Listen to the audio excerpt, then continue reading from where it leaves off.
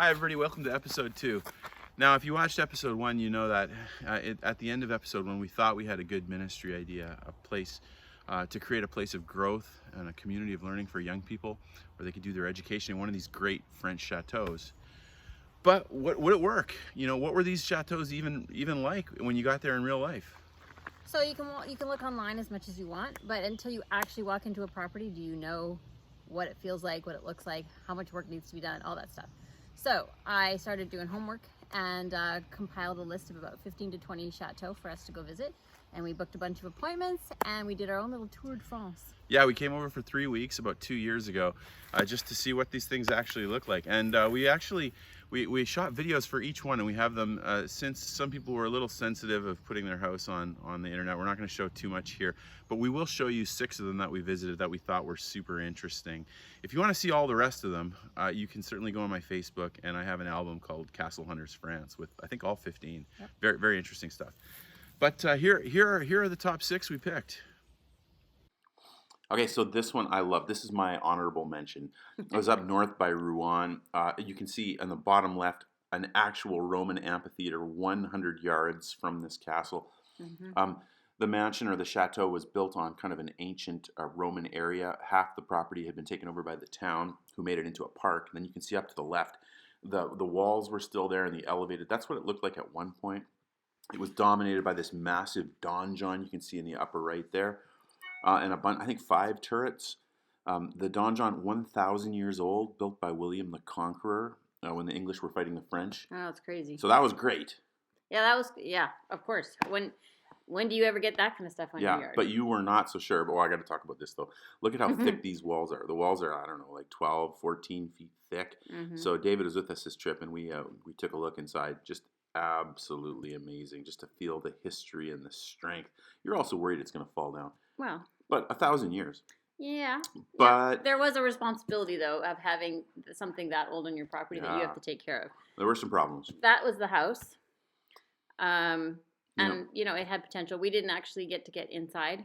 No. So it became out of the running. Leslie was a no on this one right off the bat because the house had fallen into ruin and we didn't really even know outside. Cool, though. Oh, I know. The history would have been awesome. Yeah. That was my runner-up. My honorable mention. Your honorable mention. Yes, was this one. And it was over close to the beach on the left-hand side of France. Mm-hmm. And inside, it has some incredible really old, legit, original pieces. So when you walk in, it's maybe a little over the top, with the whole pillars and whatnot. But if you see on the walls, they were original Aubusson rugs. And if you know anything about that word, it means expensive and old. And that, just for that alone, is incredible. And then when you walk in, you have this amazing, probably 1500s, 1600s fireplace. Yeah, over to the left, you were going to point. There's a secret door that goes over to that big, huge turret, which you thought you took your life in your hands climbing up that thing. Well, right. But it was cool. Yeah, and the doors that we just walked through that I was talking to the guy about before were originally from Versailles, I think. Chambord. Chambord, yeah. And they're just incredible and carved and everything. This room was amazing. This room, well, sort of, except it had mushrooms growing out of marginal places. Okay, so this kitchen was fun. Loved the kitchen until we turned around. They have a painting of John the Baptist's head over the fireplace. Welcome to the kitchen. And I was like, okay. So this is the other turret, which is incredible. The reason why this one fell out of the running for us, it was falling away from it was the side. Leaning. Yeah. Okay, so before we started the trip, this one was close to the number one. It was about 800,000 euro, massive, 20,000 square feet, more than 50 rooms, but it had some issues because it had so much space. Every inch of it pretty much had to be renovated. That room you just saw was probably the only one, and maybe the dining room. There was pretty ugly tile across the wall. It had been commercialized, industrialized. Yeah, in the 60s, and before that too, it had been used as a home for sick children, convalescent kids, and other uses. I think over time, the terrace was fantastic. Amazing. The structure of the building really great. Lots of bedrooms. Yeah, it's up real close to the French Alps, so a long way from Paris would have been an issue. But the amount of renovation would have been insane. It was a lot, and I'm up for renovation in my life. It takes a lot for me to go. This might be too much. These rooms not so bad. Again, you kind of I don't know. Anyway, these rooms not so bad. We showed you all the good ones. You could have At its height, it actually had 300 kids here. So if if we had wanted to be kind of like a Cape and Ray or a big Bible school, this would have been an option. Now remember that was little kids per room, so they Right. probably could have had 10 Right. kids in one of those big bedrooms. We would not do that. The air was beautiful. The air was. The exterior was incredible. Look at the condition of the roof, the Yeah. slate, and also the brick. So the exterior was fantastic. I love the look of the kitchen. It was in the basement In the too. basement. The problem is that this kitchen was probably from 1978 or Yeah. 1980, and who knows if any of that stuff works. And also, it had kind of an annex built onto it that if some of my friends from Canada that went to Briarcrest, it felt so much like the Briarcrest really administration building. Had 4 classrooms and several big rec areas there. You can see it a little bit. It did. So it would have been really functional. The gas tank for the heater was 30,000 liters. So it'd be $30,000 to fill up the tank once. And here's the downside. This looks like there's lots of land, but there isn't. No. This is a generous view. This is all the land pretty much. Yeah, had. it was in the town, only a couple acres. This one was a surprise. This one I actually really, really liked. It had just a really nice feeling about it when the yard is incredible. There's so many walking paths, really cool old well there. It's not a grand, super fancy one. No. Inside, it just feels like a really, really nice the yard home. was the sales pitch on this. The yard was incredible. But the room sizes were just a little small for the amount of people we might want to have eating in a room. I really liked this one. It just felt really good. Yeah, I mean, you can see the condition. It was I think a gentleman from Belgium who didn't ever live there, but had servants cleaning it. So it was. So there's a little library that's just adorable. But the dining room, rooms were good. It was just a little small, but everything was very clean. All the windows had been changed. And the floors you see are gleaming. This is my favorite. This is like a little orangery off the house. I just dreamed of having little lemon trees and stuff in there.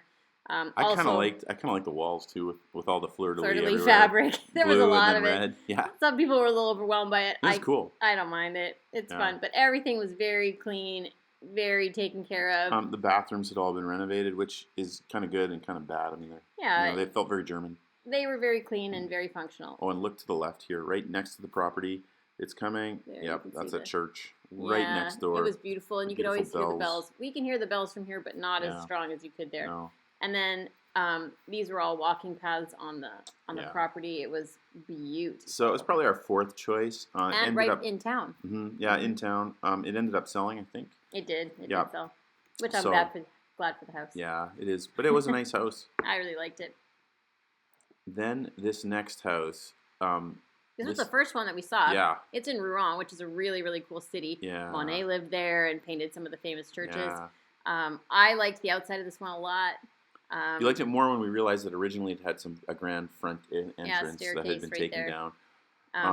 It was occupied by the Nazis. We didn't show any pictures because apparently that's a sensitive thing, but there was still graffiti upstairs from the Nazis, which I thought was super interesting. This portion of the house, on the outside is beautiful. Vistas were amazing. Yeah, the vistas.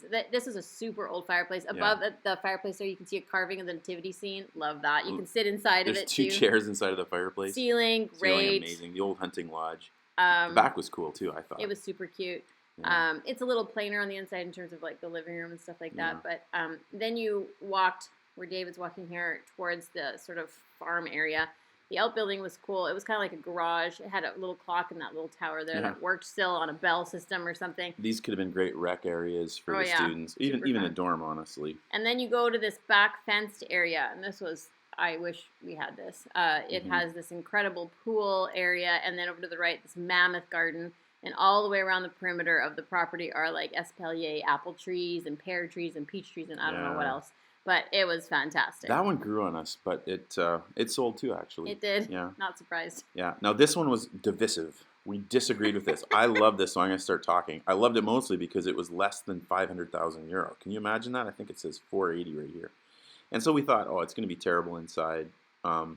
But the problem with it wasn't the inside. The problem was that it's only half an acre, and you'll notice a railway train that goes right by it. which Yeah. was not too loud actually, but that's because there was a strike on. But it was, yeah, right. But it would have been super limiting in terms. We could maybe take 16, maybe. I don't even know if we could, but it was a functioning B&B. Yeah, really She did nice. really well Mhm. with it. Again, you know, the room sizes are kind of small, and we don't really have a lot of rooms for kids to just sort of hang out in and Basically, do classrooms. two areas. And then the biggest kicker was just that the kitchen was really tiny. It was just in one of the little turrets. It's just that's it. That's the kitchen. It's a turret. I'm like, So, I need a bigger oven. I need a bigger fridge. Cooking for 6, no problem. Cooking for 20, oh. Yeah, it was tight. This was our room. It was cool. Velvet on the walls all over. Was it velvet? It was. Yeah, and then, you know, it was decorated a while ago, but it was definitely, someone went for it. Yeah, it's good. You know, so again, it was tidy. It was very clean. It was up to date. Everything was great. And stellar price. Hardly any land, which is a bit of would have been a safe but very limited option. Yeah. Then this one. We did see this From the day we saw this on, this was always our number one. The Chateau de la Grifferaie. It was. And we loved it. We did. You fell in love with it. I did. My brother Tim fell in love with it. Yeah, he was convinced this was God's will for us just from day one. Yeah, because 25 acres fenced. It had been an amusement park. Grounds, yeah. There's not the electrical house, all over the place. There's a 4,000 square foot restaurant attached. He originally wanted $1.5 million for all 25 acres, but had gone down to selling just 3 acres for $910,000. So it was still high for us, expensive, but not out of the realm of possibility. The scale of the rooms were better for trying to get, 16 or 18 or 20 people at a table sitting and eating. The grounds were great, so kids can go out there and play ultimate frisbee and football or whatever they want. There were bedrooms for 20, maybe 20 right off the start with, and then if you fixed the servant quarters upstairs, you could add another 15 or 20. And there was big potential with that area because most of the servants' quarters had very low roofs and were very, very tiny. This one has full height up there and it has tons of potential. It was clear there was a number one, and that number one was the Chateau de la Grifferaie. So we saw a bunch of France, loved a ton of areas. We saw a bunch of chateau, loved a bunch of chateau. And we realized that this is an idea that I think is going to work. Yeah, we realized that the idea is completely possible. Several of these chateaux we looked at would have worked. And the prices were reasonable. They were reasonable. And so on paper, the idea was going to work. We were confident in that. Now, could we find the money? Could we make a deal? And would young people even enjoy the experience? That was our next question in episode 3. Thanks for watching episode 2.